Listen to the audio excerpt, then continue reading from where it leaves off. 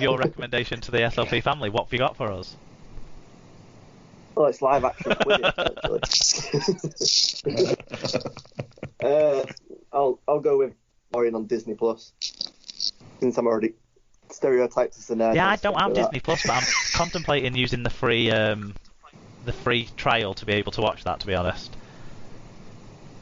Yeah, How many episodes are there? How long is an episode? Too long. There's about 6 or 7 minutes. Oh right, so if I got a month free, I could definitely smash that through in a month easily. Yeah. Oh, easily, yeah. Good. Paige, what about yourself? What have you got to recommend? I have just finished watching Designated Survivor on Netflix. We've started. Oh, it is amazing. So without any spoilers, absolutely, because Sarah's just started watching it. What's it about? It's basically about the US government and how well, spoil it. Have you seen the first episode? Yeah. Basically, there's a big explosion and the president dies, and it's about the guy who comes in to succeed that and his story and how it unfolds, how people betray him. Oh, because it's like a political drama type thing. Oh. Yeah, good. Stuff. So it's basically Designated Survivor. It wasn't that the president didn't want it in Congress, so he stuck him out. Then Congress got burned up, so that guy was left to president. Yeah, and the people didn't want him to be the president, so then he formed this big team around him. But he faces so many dramas by the president going through so much such a short time. But the irony is, it's Kiefer Sutherland who played Jack Bauer. Obviously, in 24 spent his whole time. I was just about to say the last time a president went through so much drama was in 24. Yeah. So that's slightly bizarre. Good stuff. Right, the other thing I wanted to ask you guys about, Paige and Tom, is because obviously I've been someone who's worked through all the way through the lockdown period, and we've talked a bit about that on the show. And Tim, when he's been on a similar situation to me, but we don't have children, so you know, we've talked about our style of life during lockdown. Alan and Sarah both have school-age children, so we've talked a little bit about homeschooling and managing to balance that out with all the other things that you need to do around the house and work, and with Alan and his education stuff as well, and things like that. But you've got a slightly different setup again, because you've got a 3-year-old. Is he 3-year-old? So you've got a 3-year-old, so he's preschool age. Both of you were working for a while, and then were furloughed for a while, and then are preparing to go back to work now. So what's that sort of been like, living through this lockdown phase with a 3-year-old and their unique interpretation of the world? Testing. It's been so much time together. I'll give it that, but trying to explain it to him, like why all the shops are shut and why I can't go see is very difficult. He keeps thinking Paige's parents have this new playroom 2 months. And that's why he's not allowed to go there. I think he's got a concept of it now because he calls it the bad germs. The shops are shut because of the bad germs. He's very much developed an attitude since lockdown. Do you think that part of that's because he can't get out and play on the park and things like that, or do you think it's just the age he's got to? Definitely. And then you try to buy stuff you try and buy him stuff to occupy like the garden, but it's stock. See anything. But you just kind of have to bribe most of the time. You can just take each gyms, but bribery is the best. It is interesting though, isn't it? It is a different perspective. Like you say, you can't quite fully get it, but the longer it goes on, he starts to get it a bit more.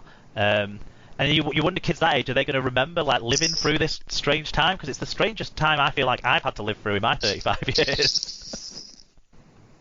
Yeah. If he remembers it or not, I'm not sure, but I suspect he'll have some memories. It's just what odd were a day. But it's been nice that you've been able to have a lot of family time, and where you're all together at the same time, because you're not like working different shifts and having to sort of manage that sort of situation. That sounds really nice. Yeah, with residents, we both lead quite busy lives, so normally when we're both at work and we kind of just pass each other, especially like in the rugby season, because like if Tom's matches are on a Sunday and then mine are on like a Friday, whatever, we just kind of pass each other, see a couple of hours a day, if that's. At least you don't have to worry about babysitting when it comes to the games, because their games are normally on Sundays, yours are normally on Fridays, and you're not going to each other's games apart from twice a year. Yeah. Grandparents still coming useful quite a bit. Excellent stuff. No, great. Thanks for sharing that insight, because I did sort of want to know what that sort of different dynamic was like. It's really cool to hear about that sort of stuff, and hopefully he'll get to sort of go to the park again soon and see his grandparents again soon as well, so then he can see what that paint job looks like, because bloody hell, he must have done a very detailed job. It best be good. He keeps talking about TV as well, so the best crack on with that as well. No, that's great. Thanks very much for that. Next week's show, we kind of, I guess, have an opening if anyone wants to come onto the show and talk to us about. We're going to talk about kind of unsung heroes and those surprising names that were on the team sheets during some teams' like amazing years. So like almost like the worst player in the best team, but not in a bad way. But that sort of thing is what we're going to talk about next week. We'll send out some tweets and put some stuff on Facebook and stuff to prompt people to get in touch with responses or not though. But you can find us at Super League Pod on Twitter and Instagram. It's facebook.com/Super League Pod. You can send emails to us. Thanks for the emails we got this week. They were really good from the guys who sent them in at superleaguepod@gmail.com. You can find out all the details on our episode, all the details about our sponsors, partners, that sort of stuff on superleaguepod.com. In terms of listening to the show, if you've found us but haven't found the best place for us, there might be a better place for you to listen to us. We're pretty much on any of your normal podcast apps and that sort of stuff. Spreaker, Apple Podcasts, Google Podcasts, Podcast Addict, Stitcher, they're kind of some places to find us. And we're on YouTube as well, but it's audio only, apart from the odd video that we've thrown up there in the past. Alan, do you want to take us through our partners? Yep, so the episode sponsor is Toy Shop. Enter SLP discount account at Rob's Toy Shop on eBay. Get 5% cash back on orders of pounds, plus give 1% cash back to SLP. Little warning alerts for hidden issues. Head on .com to see what they can do for you. Mascot Brands for all your international rugby league. You can use the link on the you get 8% of your order value to help with our running costs. And it's Sarah's bookcase. Sarah sells Usborne books with access to other titles from baby to teenager. There's something for everyone. You can Facebook. Give any quick other plugs for Sarah's bookcase, Sarah? Any new books coming in? Any new ranges? Anything like that? It was new titles last week. This week I'm promoting because it's Mental Health Awareness Week. So check them out. Do check those out. We'll put links on the blog post for that. Okay, brilliant. Thanks, guys. I've had a great time tonight.